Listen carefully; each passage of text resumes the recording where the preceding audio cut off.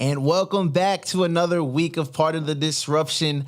I'm your host, Weasel, and I'm here with the Room Shakers, my guys. We took a week off last week, but guess what? We're back. Everybody's well rested, ready to go, and we got an amazing show for you guys today. As always, the way this program will work, we will ask a series of questions to our panel, who I'll introduce in a second.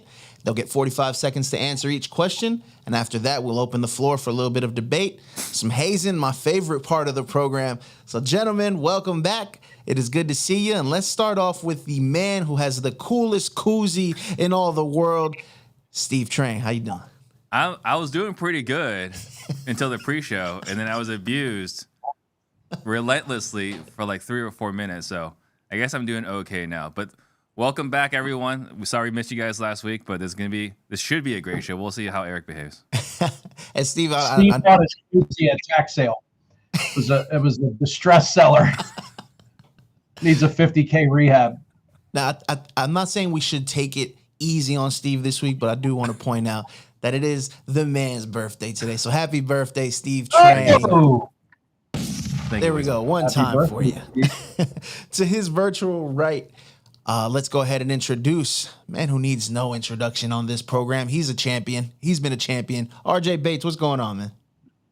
Man, Weasel, I'm excited to be here. You kind of ruined my pregame speech, so I'm just going to roll with it, okay?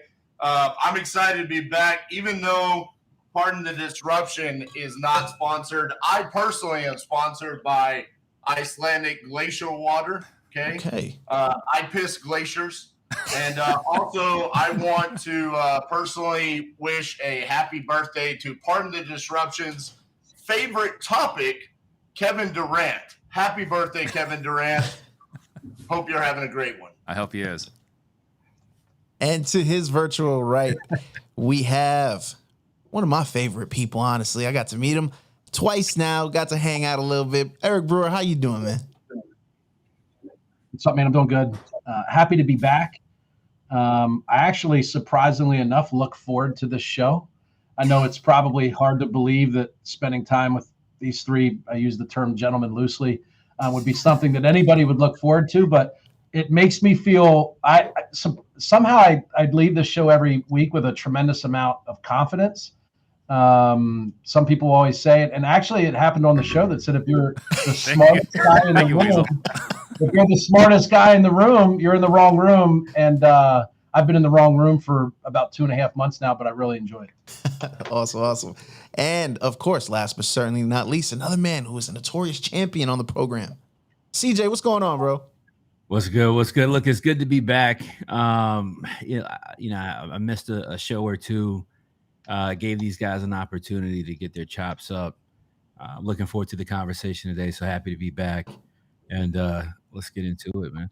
There we go. Somebody, CJ, take your camera out of the bottom of your book bag so that the clarity's a little bit.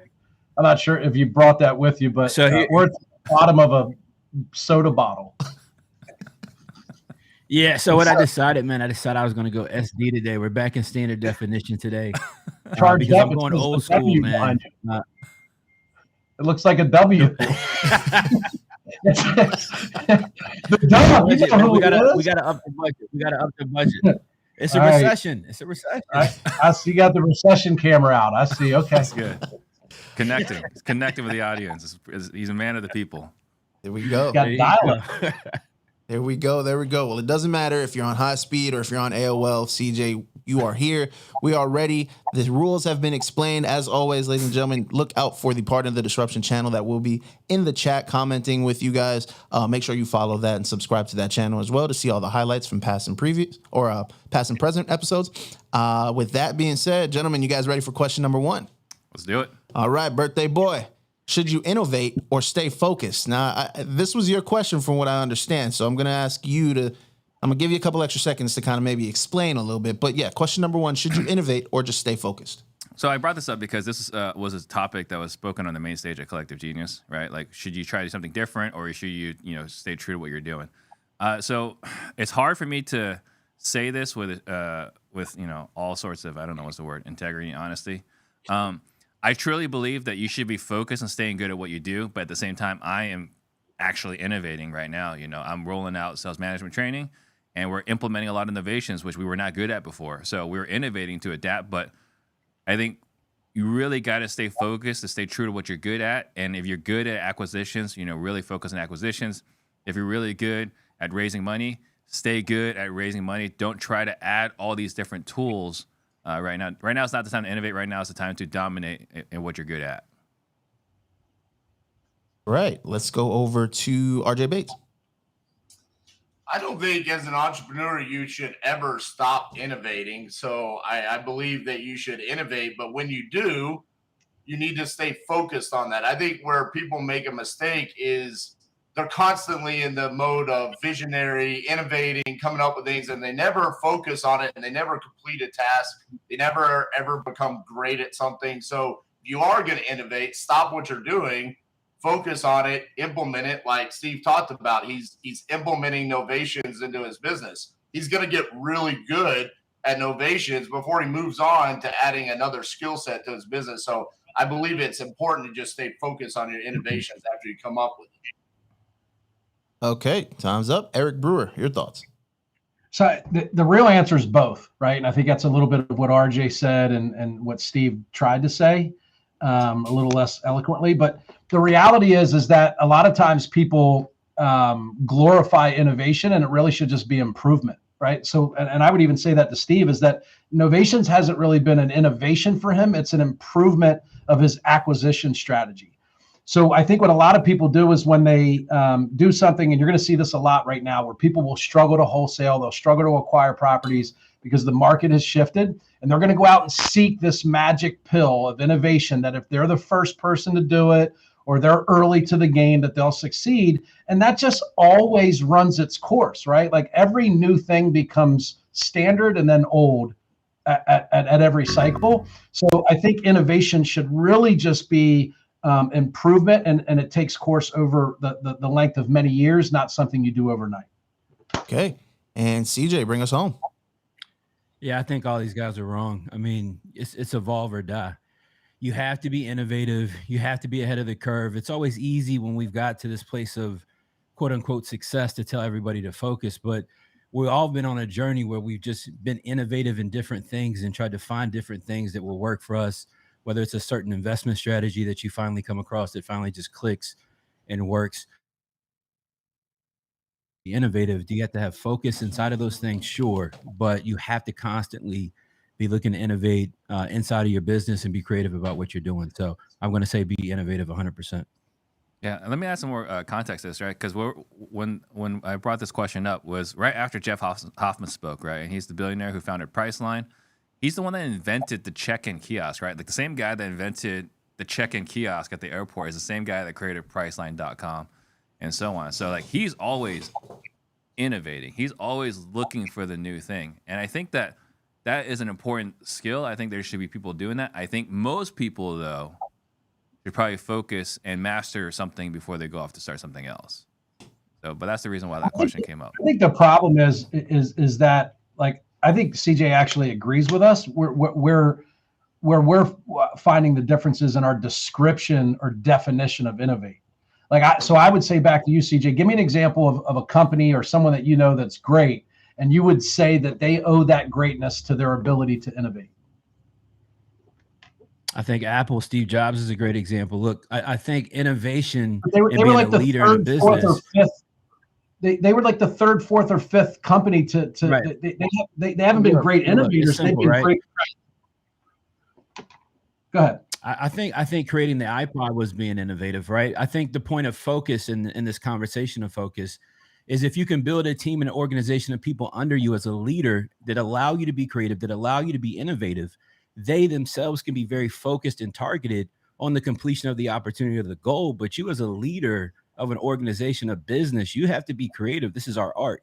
You have to be innovative. You have to be creative about what you're doing. I'm not trying to be combative here, but if you go back and look at the iPod, is actually, I mean, came out around the same time as the Zune, right? Like a lot of the guys are doing it. They just did it better. Like everyone was trying to accomplish the same thing. Theirs was just their marketing was just better. Can we not say to do something better that it takes somebody with a special way to be innovative about that thing? a lot of people had a podcast when you started Real Estate Disruptors, right? Mm-hmm. But you were innovative in the way that you went about doing so. When I started a community, everybody at the time was selling courses inside of my space and my audience, but I was innovative in creating a community. So yes, it's in the same space or same construct, but being innovative about the way that you go about doing things when everybody else is trying to do the same, I think is a special gift when it comes to leadership. But now look, both your podcast and your community, Chris, are not here today because of the innovation. You're there because of the focus. I mean, honestly, Chris, like innovation created the opportunity, but focus is what has retained it.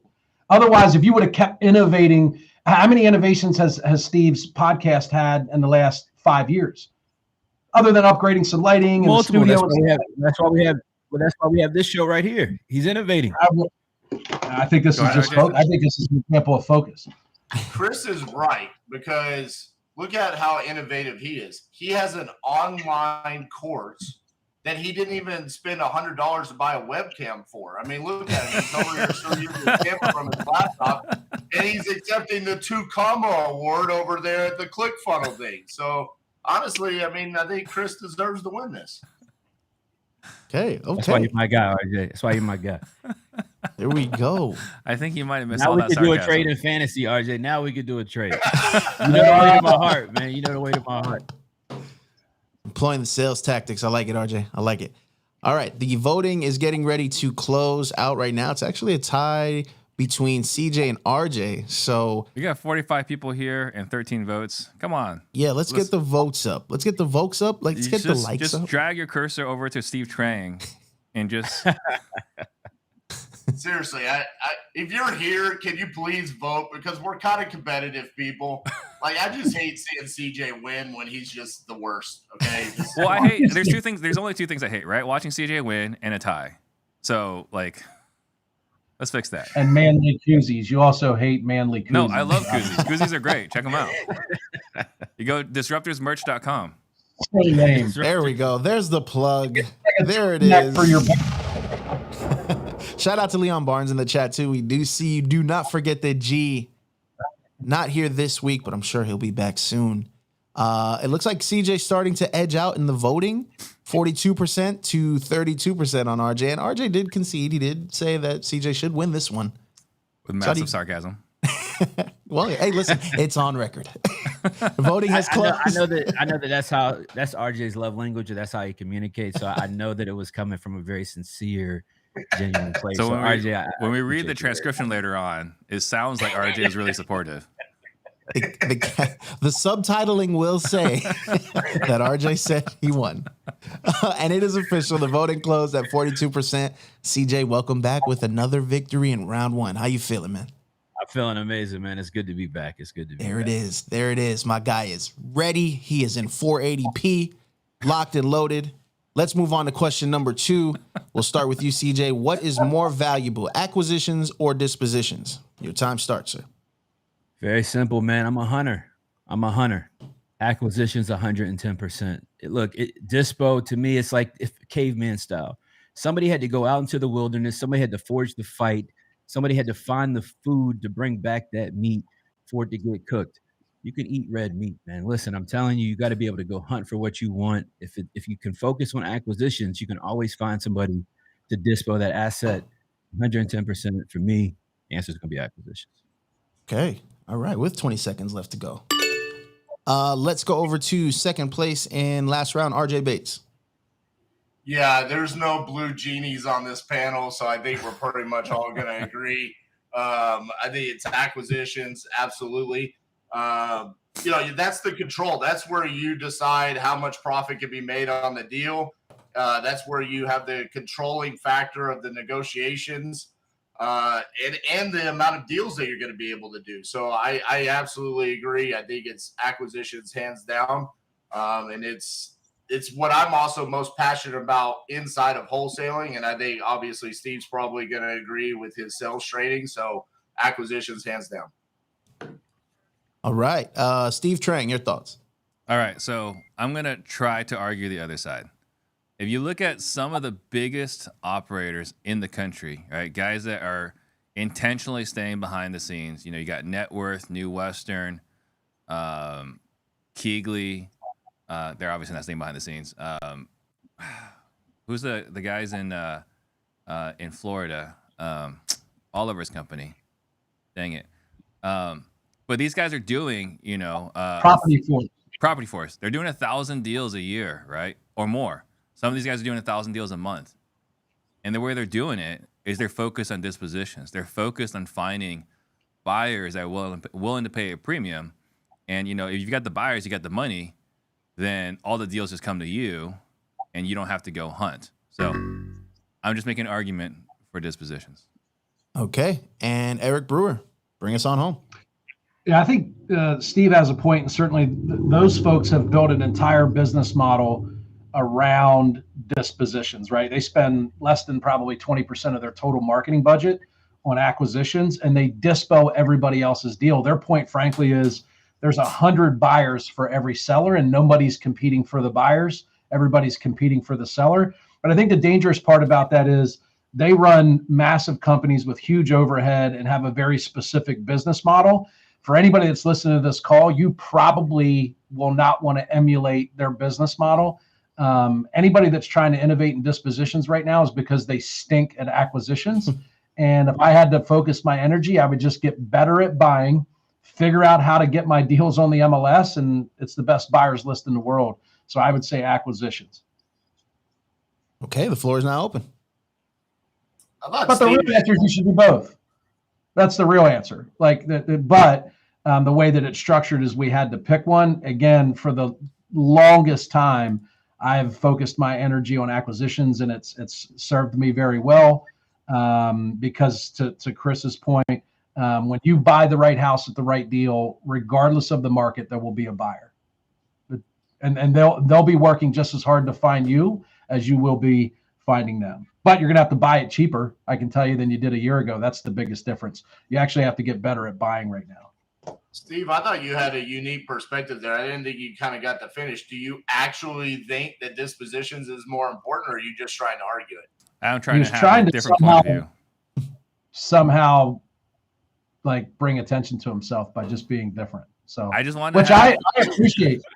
I think that because the reason why we brought this up, right? Because I think that a lot of people right now are kind of wondering, well, how do we move forward? How do we proceed? Because a lot of the buyers that we've sold to in the past are all on the sidelines. Not all, but 90% of them are on the sidelines. Well, they're just paying less, right? They're forecasting what the property will be worth in 3 months, and based on recent trends, depending on your market, it's going to be worth less in 3 months or 6 months than it is today. Right. And they're being more conservative with their assumptions, and they're either not buying or they're offering way less, which means they're not buying. And what Chris and I or Steve and I were able to see at the last Collective Genius is someone presented a tremendous amount of data that says, I don't know, it was 50 or 60% of all the investment deals sold across all markets are to first-time investors, and they happen to pay about 87 to 90% of value, Steve? High 80s, low 90s is the average percentage. A person that's, you talk about these seminar buyers, these guys that watch HGTV, is I'm a flipper, right? I'm a flipper now. They watch zombie houses, right? On what channel, RJ? And they're following what RJ says to do. Right? They'll watch RJ on zombie houses. I'm going to go out and flip some houses. And they're the ones that, they got a nice W-2 job. They got a down payment. They have the financing to get qualified, and they want to get into the business. And the argument that was made was that if you have the resources to have, almost as many dispo agents as you do acquisition agents, and have them go find these people that are willing to pay more, now not only are you going to be able to have a larger percentage as far as a spread, but also have other wholesalers send you deals. I think go ahead, CJ. I think sometimes you got to look at how to do simple business too. The reality of somebody becoming, a Northwestern or, something like that, the size of a dispo house, a Keegley, it's probably pretty unlikely. I think that's pretty fair to say, right? And I think you got to find how. There's a reason why there's only a handful of them nationwide.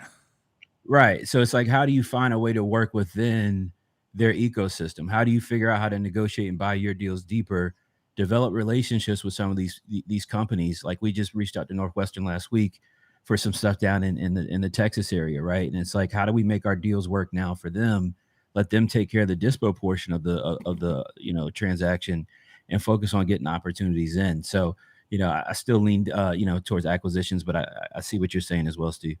All right, I got two things to say here. First, CJ, you called someone else besides me for Texas. We're not friends any longer. Second, to combat what Steve said here, because Steve's currently winning, and so I would just want to prove him wrong here. If you've ever done business with New Western or Net Worth or Keegley, they are constantly trying to acquire JV deals. Constantly.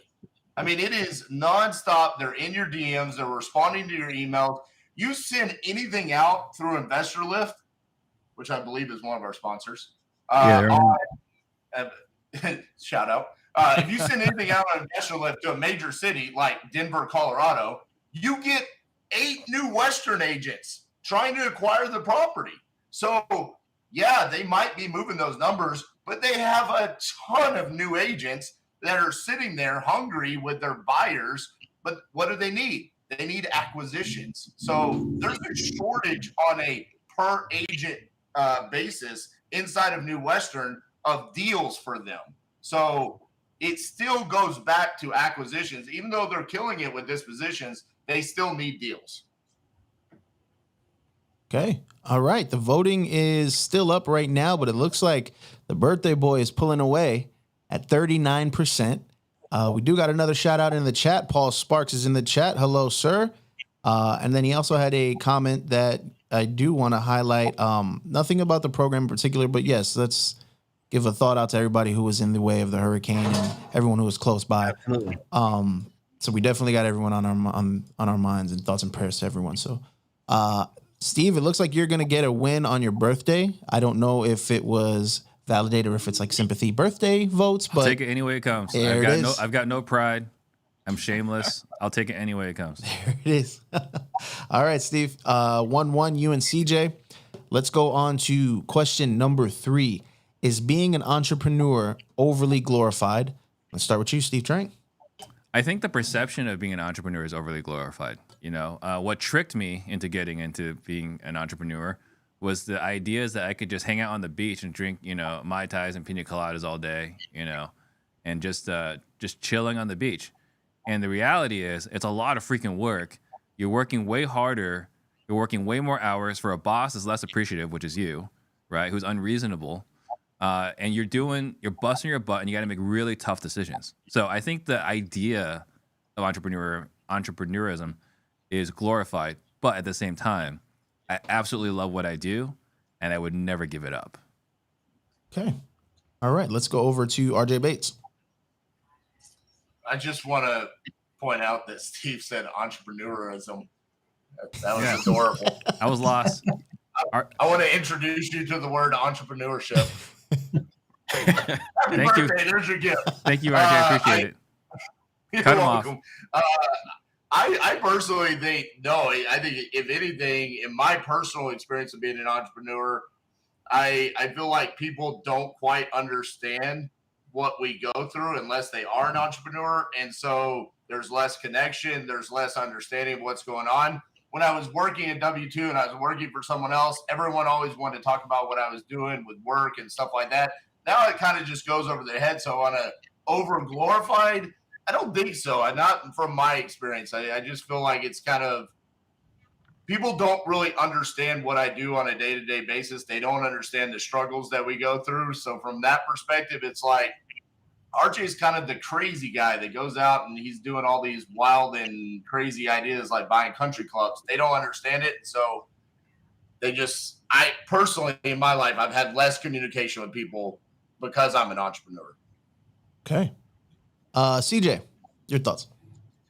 Yeah, I think it's overglorified. I mean, it's kind of funny, right? Anytime you bump into somebody, they say they own a business. When you don't know any better, you think they're rolling in money and they're rich or something like that. The reality of the situation is that being an entrepreneur is hard as shit. There's a lot of ups and downs with it. There's things that is, like RJ is talking about. It can be a lonely journey. You don't got people to talk to some days. The reality is a lot of people don't want to become an entrepreneur because they don't want to do this hard ass work that it takes to be one. that it takes to withstand the pressure and sacrifice you got to make for your friends, your family, your children, all those things, man. So I do think it's overglorified because everybody that doesn't know any better thinks that everything is great, that you're rolling in money and all these things are happening. But it's a tough road sometimes. It's got some beautiful ways about it as well. We've all had a lot of success, but yeah, man, don't think it's just an easy ride and then you just strap it in for something simple. That was the one for me. I like that one. Eric Brewer, bring us home, please, sir. I think the short answer is yes, it's over glorified. To Steve's point, I would never trade my life, for whatever's on the other side. But too often, and I think this is in large part because a large part of being an entrepreneur is selling courses on how to be an entrepreneur. So of course they're not going to tell you the bad stuff, right? And I happened to be talking to someone that just left a small sort of gathering with Grant Cardone, and he said his special talent was living broke every year. So everything that he earns every single year, he reinvests, and that's hard, right? Like it's really, really hard, and it's also required as an entrepreneur to make a bunch of money and pour it right back into the business. It takes, in most cases, a decade before we can responsibly start to do things for ourselves. And that is not very often talked about. The ups are talked about. The downs are very rarely shared with people. And I get it. But I've never met a more depressed group of people than entrepreneurs, to be quite frank. I think I got to go to a lawyer's conference. Like toll booth workers or something, right? That's like the top 3 depressed people in the world. But yeah. It's a lonely place. And unless you're in a group of people, like each of us have, friendships and groups of people that we're able to share our successes with and talk through our challenges with. But I think there's this image of an entrepreneur as the business owner that you can never show vulnerability. You can't ever admit that things are tough. You can't acknowledge the fact that you didn't make as much money as you should have. Or quite frankly, sometimes I remember in the beginning of my business, I would lose a lot of money. And no one ever talks about that, right? And so we end up internalizing all that, which is never healthy. And most people do not get a fair description of what it's like before they sign up. Yeah, I mean, you look at what's you see in social media, right? You see the big checks, right? Like, let me show you this check for $45,000. We're going to completely disregard that I had to pay an acquisition rep. I might have had to split that with someone else on a joint venture deal. All this time spending and effort and risk as far as spending money on marketing, skip tracing, potentially running afoul of TCPA, right? Like there's a whole bunch of different things, payroll. $200,000 federal income tax bill that's due April 15th. Right. So we see that stuff, but no one ever talks about, or not no one, but very rarely are people talking about the struggles. Like what are the struggles they're dealing with today, or, the losses, the big losses. And who knows, right? Like if you share those losses, maybe you're afraid that your stature is going to take a hit, your reputation is going to take a hit, or maybe you have something to sell and you can't show any weakness, because you show any weakness, now your career is dead. Actually, I got to spend a lot of time with Chris Jefferson and RJ Bates because of Closers Olympics. You know why I got to spend time with Closers Olympics? Because number 12 backed out last minute, because he's like, if I look bad in Closers Olympics, I'm going to lose sales in selling my sales training. So they called me. Hey, Steve, you have a sales training product you want to do? I was like, hell yeah, I'm going to do it. I'm going to win. I'm going to sell a shitload of sales training. But that's real. That's real. But that was, why did I get that opportunity? Because someone else backed out because they didn't want to look bad.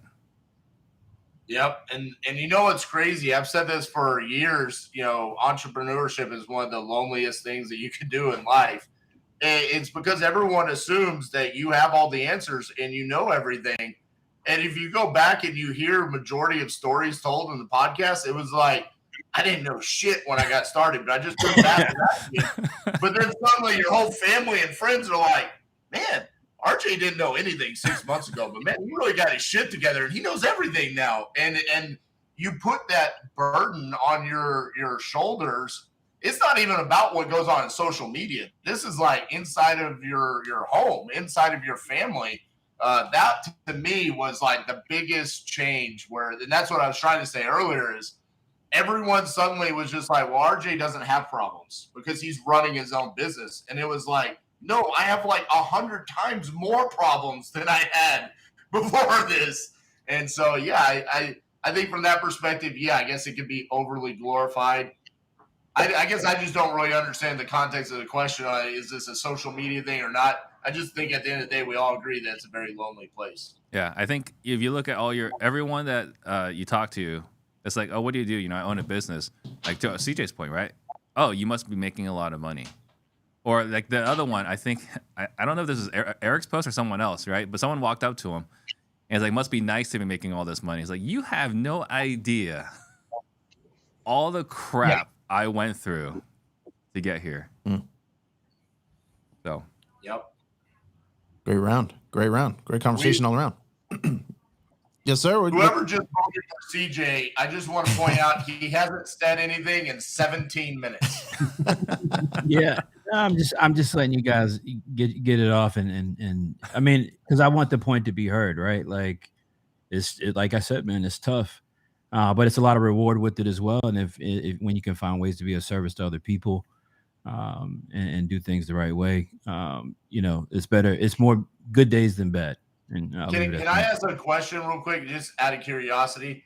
How many of us have actually thought that there was a moment where our business might not survive another 6 months? Have we ever been that in our journey? Me for sure. Yeah. I mean, all of us.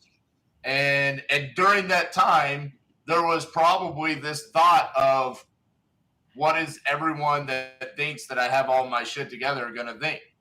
Oh yeah, which is insane. Like that's the exact thought, though. That's the exact thought. That's real. Yeah, that was one of my top fives for sure. Top 5 round for sure. There is still a tie in the voting, and I don't blame the viewers because you guys all made very valid points, very great points. So again, this is the value in this program: getting game straight from the source. There was no right or wrong answer for this because this was all the way around good. We'll let it continue the voting. As a reminder, please follow the Part of the Disruption official channel. The clips and highlights will be posted. You can rewatch this. You can study what they were saying. And also follow the Part of the Disruption Instagram page.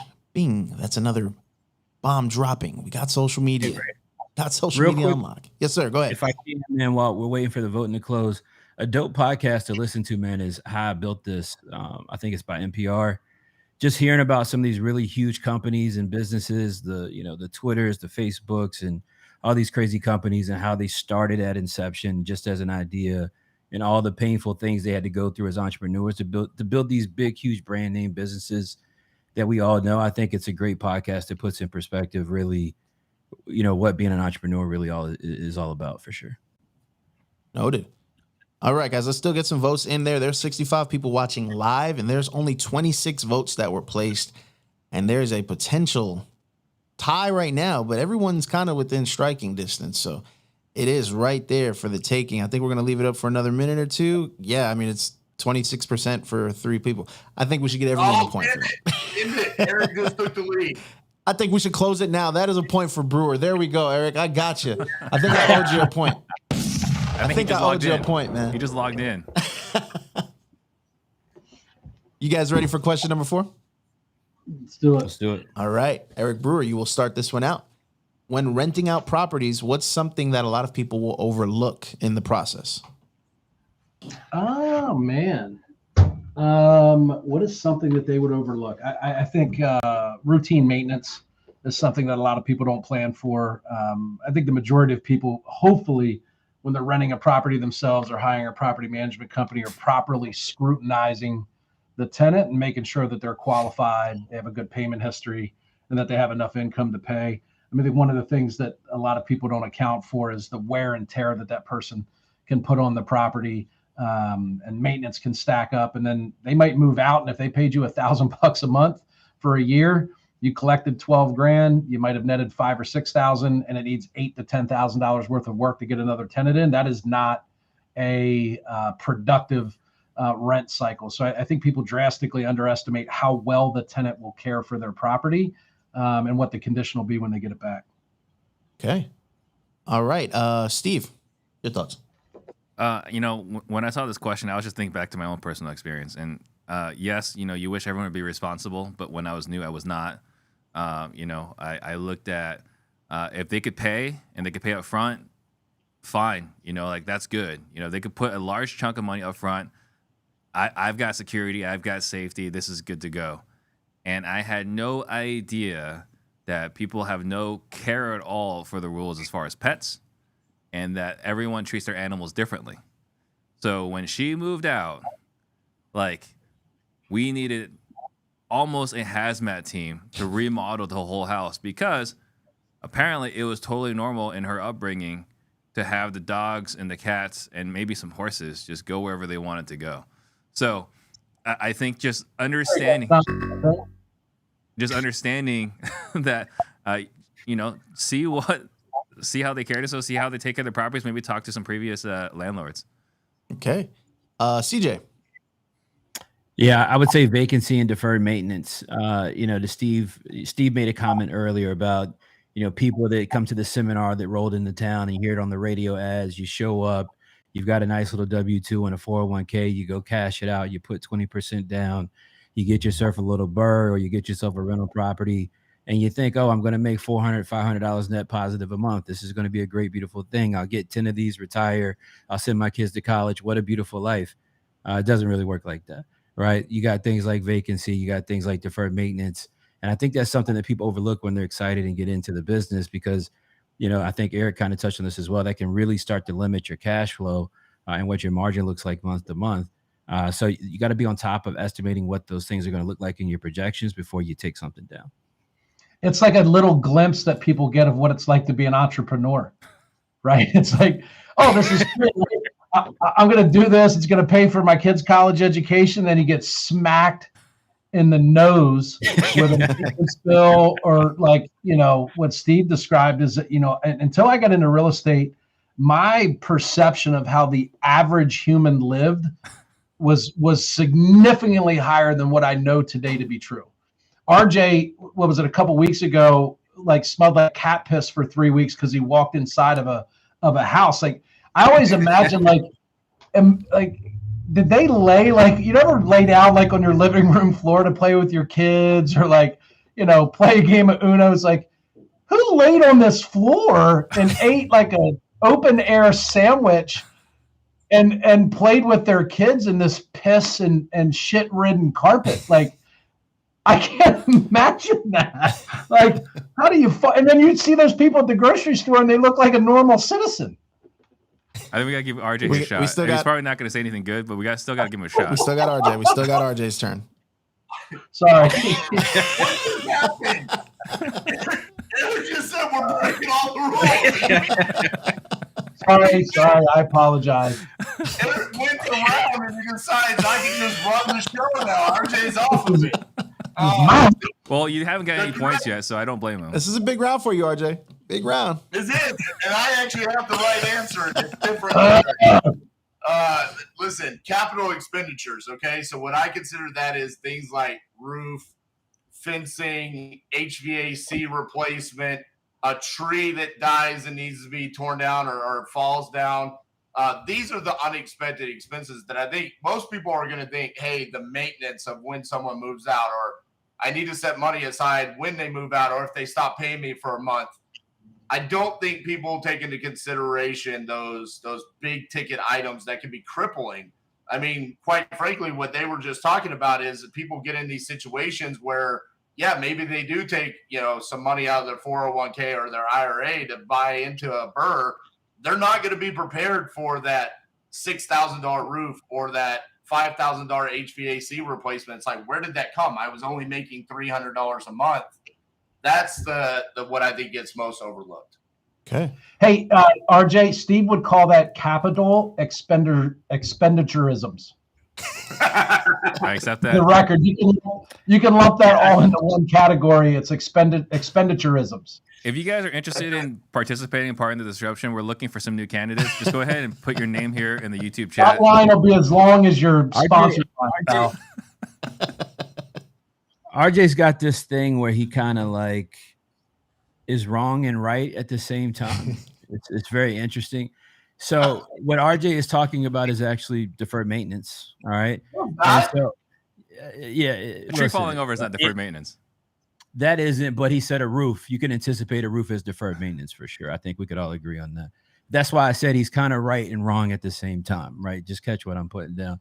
But RJ, I appreciate you agreeing with me again for the second time in the show. I just wanted to shout you out for that once more, man. Thank you. Listen, this is because you're not down in the South. See, people down in the South, we never consider roofs part of deferred maintenance because we get hailstorms and windstorms. So they always get replaced frequently with insurance funds.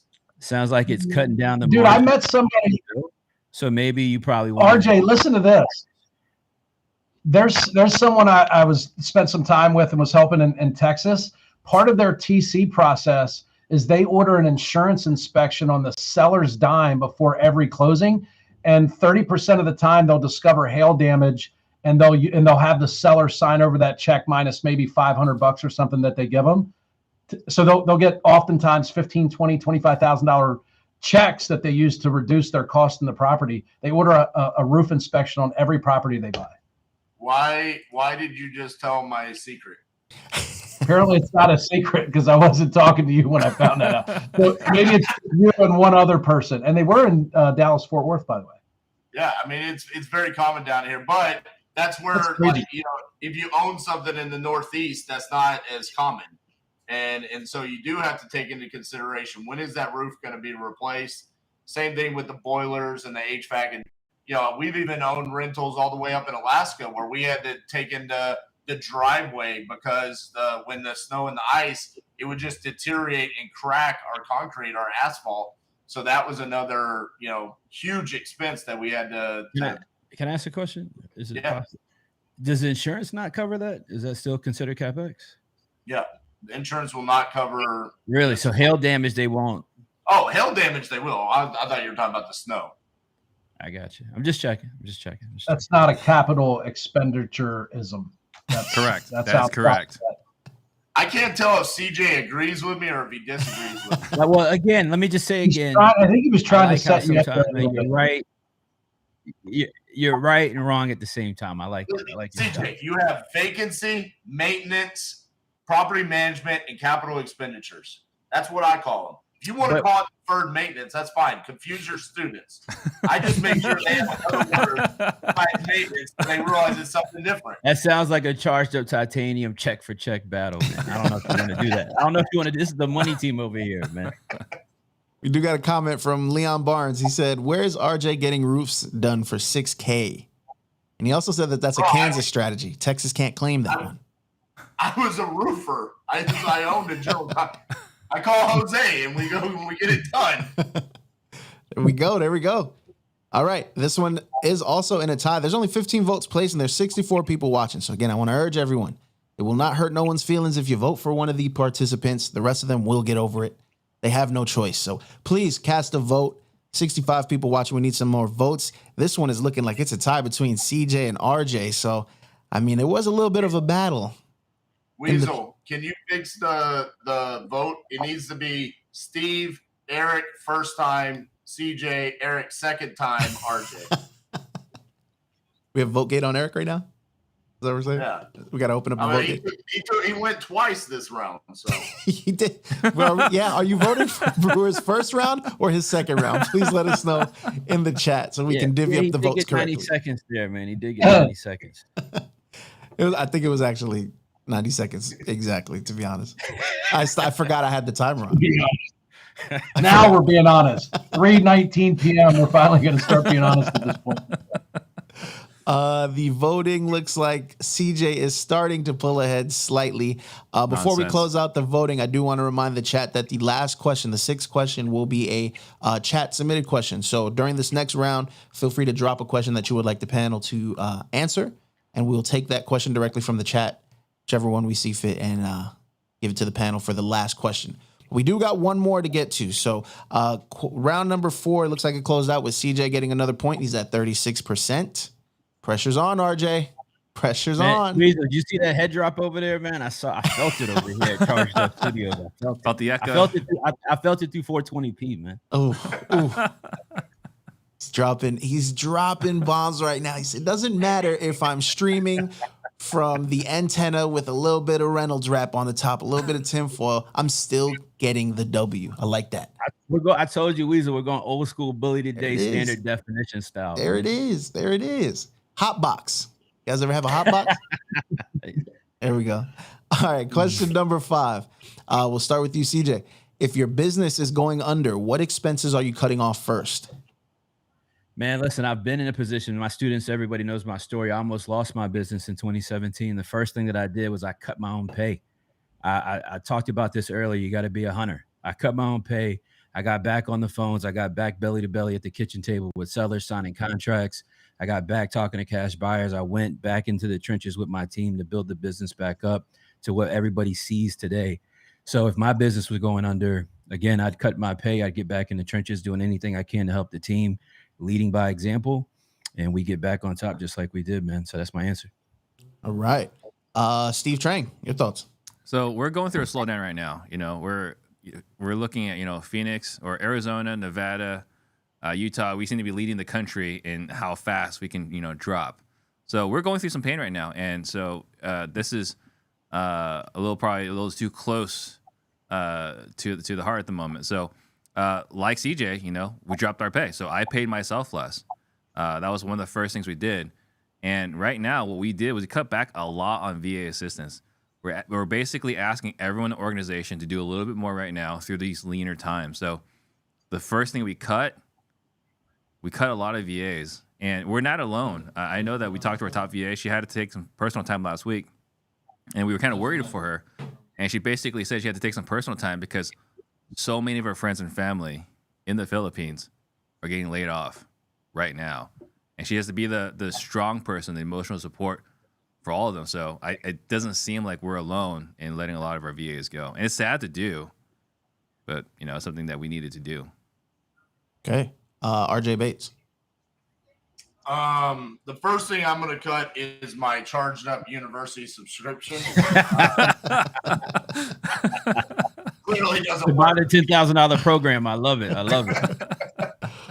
No, like Steve said, this topic actually is, too close to home because, we had to do this back in 1920. The main things that we cut was anything that was not revenue generating. And like CJ said, we had to get back in the trenches. That was me doing the 50-50-50. I mean, everyone was gone. All of the systems were down. And it was backs against the wall, make or break time. All day, every day, I'm focused on generating leads and revenue through batch leads. That's what I was doing. And so everything else got cut. So if it wasn't a system that helped us generate revenue, and it's amazing how many subscriptions you can actually have. I joke about charged up, but it's amazing how many thousands of dollars you can have just in subscriptions that you don't use on a regular basis. That's what I looked at. That's what we cut, and we came out better on the other side. Okay. And Eric Brewer, bring us home. I think, man, this is a hard question, right? Like when you think about cutting your own pay, that's you talk about the ups and downs and over glorified entrepreneurship. Like in any other circumstance, if your boss came to you and said, I'm going to cut your pay, I've eliminated your administrative VA support, and I want you to work more, how many of those conversations will go over well? As close to zero as possible, right? I encourage people before, because here's oftentimes what happens. And I would venture to say this with Steve, is that the people he let go were underperforming for an extended period of time, and we tolerated it because the market gave us the forgiveness to be able to do it. So what I've realized is most people that come to me and they ask about expenses, the first thing I'd turn them to and go, rather than reducing your expenses, increase your activity. What are you doing now? And I see a lot of people that get into wholesaling 2 years ago. I don't know about you guys, but it took me 10 years to even think I could possibly not be involved in the day-to-day operations. And there's certain people that got in this business 2 years ago that got an integrator or a COO, and they're off the phones and they don't really work. And they're going, where do I cut my expense? I said, don't. Get back to work. Like, go on appointments. Pick up the phone. One of those people, I made him commit, and I was like, listen, don't call me next week and tell me like your numbers are down. Call me and tell me how many appointments you went on, right? I've seen a lot of times, I know everybody here has a different version of virtual versus in person. I think one of the things you got to get back to is belly to belly to sitting in front of people. It's harder to buy deals virtually today across all different markets than it was 2 years ago. I think it's less about decreased expenses and more about increased activity. Okay. I agreed with everything Eric just said, except because he sucks at closing. That's why he can't close virtually. He has to go in person and like force them to do it because he's a frightening man. Okay? But outside that, that was brilliant, Eric. There's a lot of things you may be better at than me, and I promise you, closing is not even close to one of them. I literally just closed the deal on stage in front of 500 people. I cannot believe there's so Show us the HUD, first of all. Second of all, I wasn't there. I'd love So to it doesn't put money matter. on this. I'd love to put That money was on like that. 8 days ago. It's in escrow, bro. Look, RJ, I just want to tell you real quick as a friend, I would pick Eric over you. Oof. You are tough, unbelievable. The best Eric, advice you've anytime ever you got want- right here. Save yourself the embarrassment. anytime you want to have a competition, we can. I'm Okay? gonna take the money from RJ's canceled charged up subscription and I'm gonna place it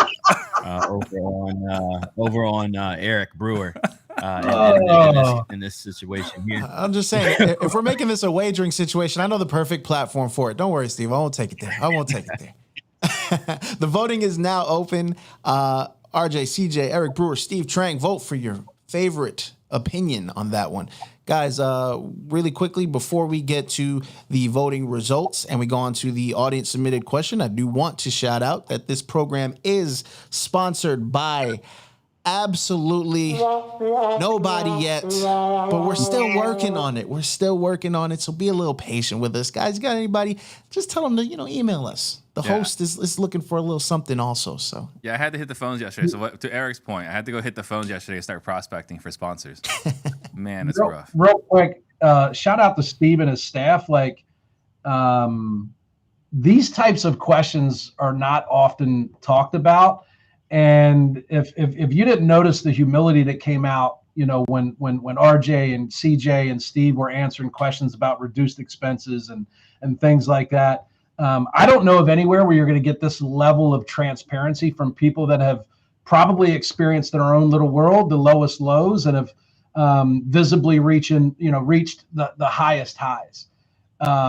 So shout outs to Steve and you guys for preparing these questions, and then also kudos to the rest of you fellas for being humble enough to answer those questions open and honestly. I think that there's a lot of people that would shy away from that question or frankly just lie, and it's clear that nobody on this panel did that. So. Well, and I appreciate that, Eric, but I also want to point out go back to what you said. I know I cracked a joke there, but you brought up the whole, like, I hired an integrator and a COO and I'm able to step away. Man, that sounds so freaking good. But the more that I meet people like that, the more I see them like 9 months later and like they've aged like a decade and they're like, oh my God, my business is falling apart. And I'm like, yeah, it's because 9 months ago you told me you were retired. I know shit, your business fell apart. Like, it blows my mind. So yes, if that were the situation and your business was going under, you inserting yourself back in has to be the first action before you ever think about cutting an expense. Yeah, I agree 100%. I mean, I appreciate those words as well, Eric. Yeah, it's interesting to me how people try to avoid the work of it. Wholesaling to me, anytime somebody tells me they're interested in getting into wholesale, my comment's always the same. It's a labor-intensive business. It's a business that you got to be committed to. It's a business you got to be willing to spend consistent daily time on. You can make a lot of money, but you've got to be willing to really get in it.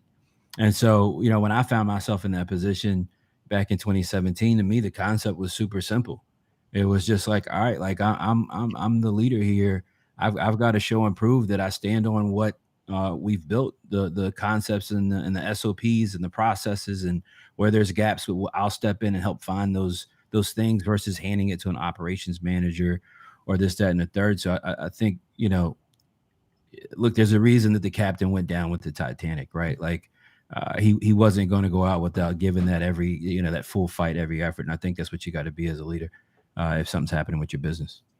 Wouldn't you also say that the SOPs that you had and everything like that got a lot better once you got back in it? Oh yeah, because that's when you find out your gaps. I think a lot of times we hear this, because let's be honest, right? Like a lot of times SOPs are copy and paste, right? Yep. You go get to a mastermind, you go to a coaching program, somebody shows you their SOPs, and you copy and paste a lot of times. And sometimes manually stepping back through it.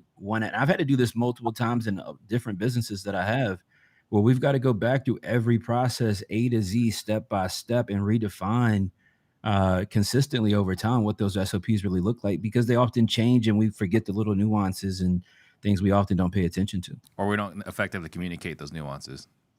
Yeah. And that can be a reflection of us as leaders, right? I've been in that position where things change, the expectations change, or maybe something in the process changes. And, we have this bad habit as leaders sometimes of assuming that people can easily figure it out. And sometimes we got to get in there and lay it out a couple of times so that people can catch on properly. I think the biggest untold secret, like probably entrepreneurism as a whole, as well as wholesaling, would be, you guys, if I were to ask you, like, hey, what are the one or two top things you need to be able to do as a wholesaler? What would you say that is?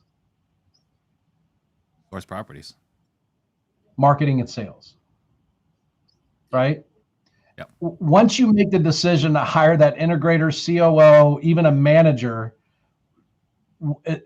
those no longer become the most important things, right? Like the company still needs to be great at marketing and sales, but your individual contribution as a business owner has absolutely nothing to do with marketing and sales. Now you need to be a trainer, a leader, a coach, a consultant, a shoulder to cry on, an encouraging pat on the back, an innovator, but also you need to buffer that innovation with not bringing back crazy ideas and getting people distracted from. It's the hardest thing I ever did, was to go from being the best salesperson, the best marketer, to now I have 5 or 6 people. Today we have 55 people. And the last thing I need to do is be a good marketer or salesperson. It requires a completely different skill set for me that I'd never invested $1 or a minute of my time developing the skill set. And overnight, as I started to hire people, it became the number one thing I needed in the business, because all of that stuff in a business has to happen. Just because you disregard it or you're not good at it does not mean that the business doesn't need it. It's just not getting it from you, right?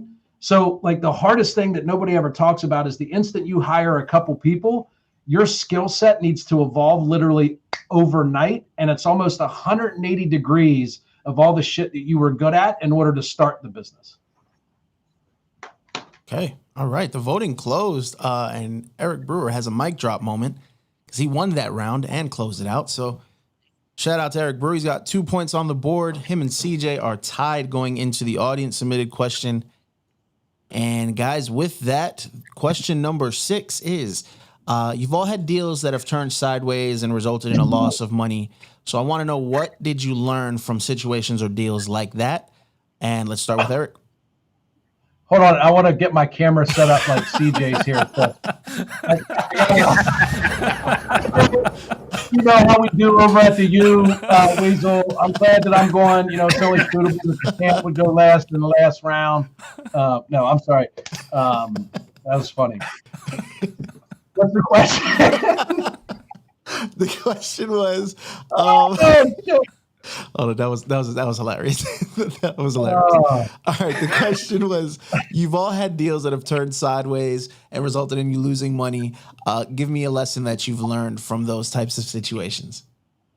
I mean, I think the lesson is, right, and we talk a lot about, New Western and all these places that focus on dispo. One thing you don't talk about is everybody remembers their first deal, and it's often because it did not work out the way they wanted to. Those people spend a lot of time in reputation management as well, right? Like let's be honest, when you're selling somebody their first deal and they're paying a lot of money, the chances of it working out are slim to none, right? So most people on their first deal, I would say larger than 50% of the people, maybe not lose money, but they lose a lot of time, they lose sleep, they lose friends, they lose lenders, they might lose a lot other than just money. But for me, that first deal was I bought it. I got a number. There was a language barrier from my contractor. He told me 12,000. I bought the house based on 12,000. I closed on it. Met him there today. I closed on it to work out the budget, and he said, "What about materials?" I learned my lesson about 30 minutes.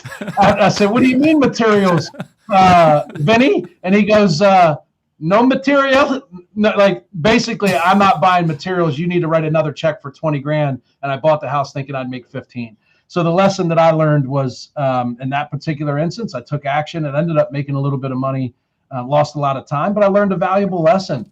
And, the lesson was to just slow down a little bit, not be so anxious to get a deal, get a good deal, right? Because I think that's what a lot of people, they have FOMO, they fall in love with just having a property. The reality is that deal is only as good as the money it produces. Okay. CJ, your thoughts? Yeah. Tell me the question again. Yeah. So the question states, you've all had deals that have turned sideways and resulted in a loss of money. So what is one thing that you've learned from that situation? Yeah, just to always recalibrate the strategy. I've lost money on deals, and when I reflect back on those moments, it was really often times where I wasn't being innovative. I was too focused on what had worked or a way we went about doing things at one point in time, and not being up to speed as far as, what are the newest changes? What are the newest trends? And that starts to affect things like days on market, your price point that you can sell at, and it starts to hurt your margin at different times. And, there's moments where you suffer losses. And so, my thing is always simple. My learning point is just, where did we fail at? I don't mind about the failure itself. I don't mind about taking a loss. When I got into business, I signed up to take losses and bounce back from them. So I don't have a fear associated with that. It's just always like, where did we break down at? Where did we make a mistake? Where do we have that gap? And how can we plug that? And once we resolve it, we can just move on to the next thing, because it's a marathon, not a sprint. And so it's always been the perspective for me. So every boss takes a loss, man. It's just part of the game. Okay. All right. RJ Bates. The most recent deal that's gone sour for me has been today's episode. 0 points. And it's Eric Brewer's first win. Really, what I learned is Weasel doesn't have a mute button, and if you just talk 45 minutes straight, eventually the 80 people we have watching today will mercifully just vote for you, hoping that you shut up. And that's how it works. And here comes the vote rolling in for RJ. Emotional, damn it. Oh. RJ, you got to be innovative, man. You're too focused on the W, bro. I think we need to read the question again for RJ also.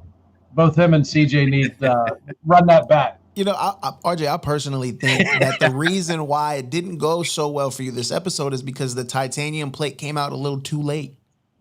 Exactly. Came out too late, man. You got to have it ready at the beginning of the show. Come on now.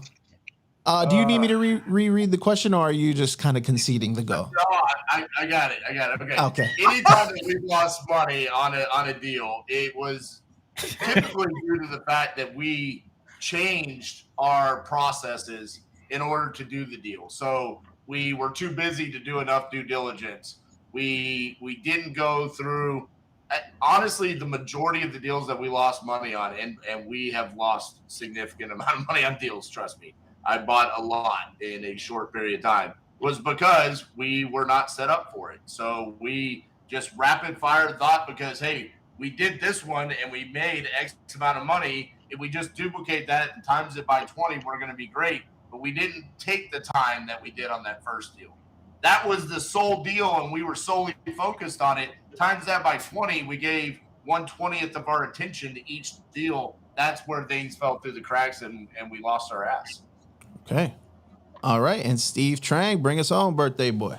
I would say similar to what they all said, is just slow down. The big thing was slow down. The deals that I've lost money on is that I moved too fast.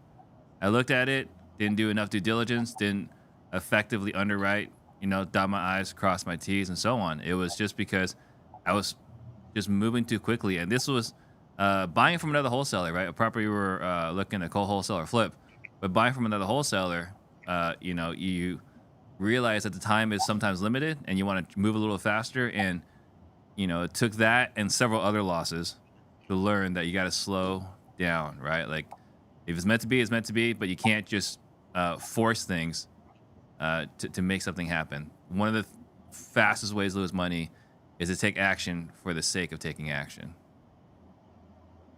Okay. All right. The voting is now open and the floor is now open as well. I think the simplest lesson that I've learned was to not be emotional. Like I think everybody, when you speed up, it's because we get excited about getting a deal. We get excited about taking a deal from someone else. We get excited about, RJ said, we did one before. This is a little bit bigger. We fall in love with the concept. Like I can tell you for the longest time when I started, I bought shitholes. I bought $30,000 houses in the city. It was an easy rehab. There was 1,000 people that wanted to buy it because it was under $100,000. And I fell in love with buying $250,000, $300,000 properties because I thought I could put better materials or I'd have a more qualified borrower. And that's where I lost money. I got outside of my niche. I got away from what I thought I was good at. And I thought that just because I flipped $100,000 homes, I could make the same decisions and same progress on $300,000 homes. And the market taught me otherwise because I got emotional. It needs to be an unemotional decision that you make to pull the trigger on that significant of an investment. Okay. All right. CJ's internet is so bad today. And I actually hope he wins this round without any sound, no audio, no video, no anything. He is frozen. That's actually hilarious. Screen grab right there for sure. The voting is now open. Looks like Steve's starting to pull away with some birthday votes, but we'll let that occur for a minute. Eric Brewer is streaming live off of the antenna next. I'm tapping into CJ's Wi-Fi right now, so he's got 2 bad signals. He got 99 times, but bad signals, not one. I just wonder if he's streaming off of Starlink, potentially. Speaking of losses, he's got a flip phone he's streaming from right now, a Motorola Razor. It's propped up on his desktop. Hey, we're cutting expenses, man. We're cutting expenses over here. All right. Well, his answer should have been Wi-Fi. The first thing I cut when the market gets a little tight is Wi-Fi. High-speed internet. That was the first cutoff. So until the voting concludes, Just speed internet. I'm sorry. Until the voting concludes, I do want to remind everyone that is in the chat right now. There's 75 people watching. Please go ahead and like and subscribe to the channel. Also, the official part of the Disruption channel that is out there, as well as everyone's platforms individually. Eric Brewer, Chris Jefferson, RJ Bates. Check for everyone. We thank you guys for tuning into this program. We absolutely love doing this program each and every week. It is free game, everyone. Free game right on YouTube. With that being said, it looks like CJ and Steve tied for the last round. So, Steve. Weasel, can I? Yeah, go ahead. Go ahead. Don't mind, man. And Steve, I know I committed to not doing this, and I apologize, guys. But Steve texted me. Steve, I apologize. He said, Chris, you're the most handsome guy on this podcast. Can you just tone down the definition of your camera for just an episode? You're already winning each round. It's getting a bit much. Can you just take it down? So, Steve, I apologize. I didn't want to put it out there, fellas. I don't know, RJ. I see you turn the beard up a little bit. I get it. But all jokes aside, Sounds like something I would say. All jokes aside, though, on the failure piece, the only thing I was just going to say on that is to explosively scale a business, failure is fine. We all try to scale extremely fast for whatever reason, and that's where I ran into mistakes. It sounds like that's where RJ did well and stuff he's talking about. But at the end of the day, just build a solid foundation, scale fast on top of that. That's really the way to get to where you can go with scaling the business, in my opinion. Okay. All right. So the voting is concluded. Oh, I'm sorry. Go ahead. Go ahead, Eric. Never mind. I just hear an echo. It's tough for me to follow, but I'll follow through. Okay. The voting concluded with a tie, and that also resulted in a 3-way tie. So Steve, Eric, and Chris all have 2 points. RJ, I'm still going to include you in the final round because you're my guy, even though I cannot join your club. It's okay. You won't share your bottles with me in the club also, but you're my guy still. So I'm going to include you in the last question. So here's my makeshift question. Ready? When part of the disruption gets their official sponsorship, what perk or incentive would you include for the host, starting with Steve Trang? Oh man, do we have to get another host? Like, I'm not sure what we need to do. I don't know. I'm just playing. I'm better ask Eric. Eric probably answer better than I will. Somebody's got to take a point. I Is this got an it. actual I know. Oh, we do have an actual question for you guys too, by the way. I'm just having a little bit of fun. If you Are we ready for that question? Yeah. All right. It says, if you had a deal that you lost money on, do you take care of your private lenders despite the loss? Let's go ahead and start with CJ. Yeah, I think you do the best you can, man. I've been in that situation before, right, where a deal doesn't roll out and go the way you anticipated it to go. And I think it just comes to a point of being upfront. It comes to a point of negotiating where needed, and finding a way to do what you can and make it right and move forward.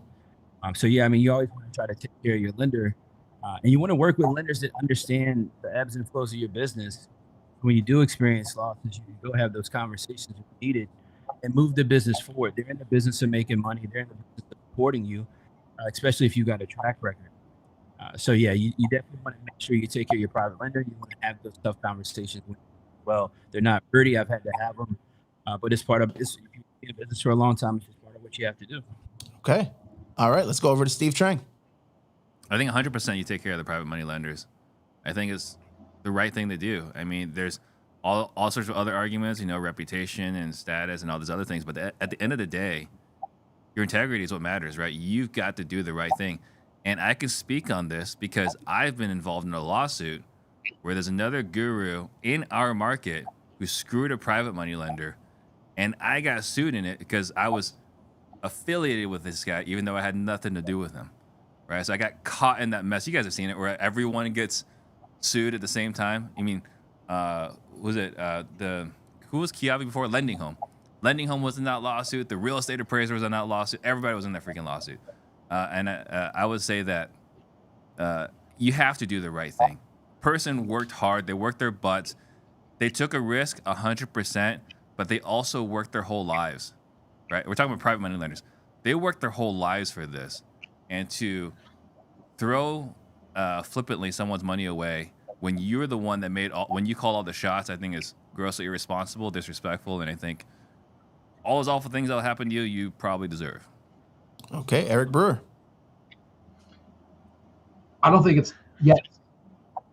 There's no explanation. Yes, so that's first. The second part of my response would be, I'd like to know who asked this question so that I can be sure to never lend them money. Because the fact that this is a question is really disturbing.